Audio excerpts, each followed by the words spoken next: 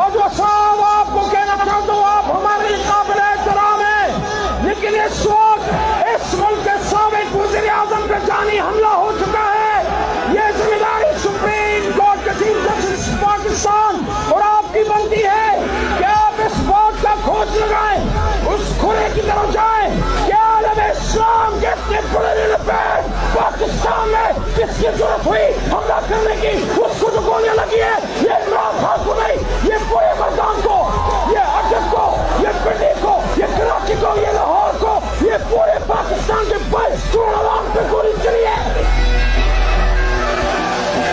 میں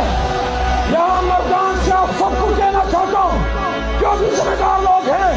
یہ قوم مزید کسی قومی لیڈر کی شہادت کو برداشت نہیں کرے گی۔ میں یہاں سے پورے پاکستان کو یہ میسج دینا چاہتا ہوں کہ مردان آپ پہ عمران خان اور پورا پاکستان فخر کرتے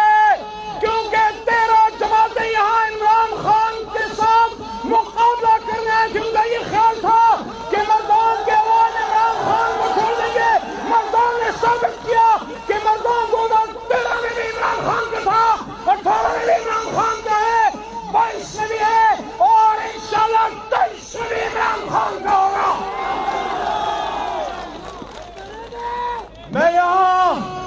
پورے پاکستان کی طرف سے مردان میرا بھائی شہر ہے، میں دنیا میں اور پاکستان میں جہاں بھی جاتا ہوں میں مردان کی وجہ سے پہچانا چاہتا ہوں اور مردان نے مجھے پہچان دی اور اس کالے کوٹ نے مجھے پہچان دی۔ یہ میرے بھائی یہاں پہ کھڑے، مجھے آپ پہ فخر ہے۔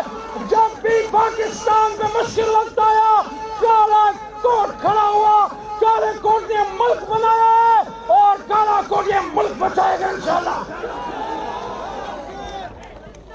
یہ وہ بالکل زندہ ہے، وکلا زندہ ہے، زندہ ہے وکلا زندہ ہے اور عمران خان کو آپ پہ فخر ہے کیونکہ قوم کا پانی بھی ایک وکیل تھا اور قوم کا بچانے والا بھی انشاءاللہ آپ ہوں گے۔ مردان میں اس وقت ہم کھڑے ہیں، مردان ایک بہت اہم جگہ ہے، یہاں ہمارا پنجاب ریجمنٹ سینٹر ہے، پاک فوج یہاں ہے، ہمارے سر کا تاج ہے، لیکن میں یہ بات یہاں سے باجوہ صاحب آپ کو کہنا چاہتا ہوں آپ ہمارے قابل احترام ہیں، لیکن اس وقت اس ملک کے سابق وزیر اعظم پہ جانی حملہ ہو چکا ہے۔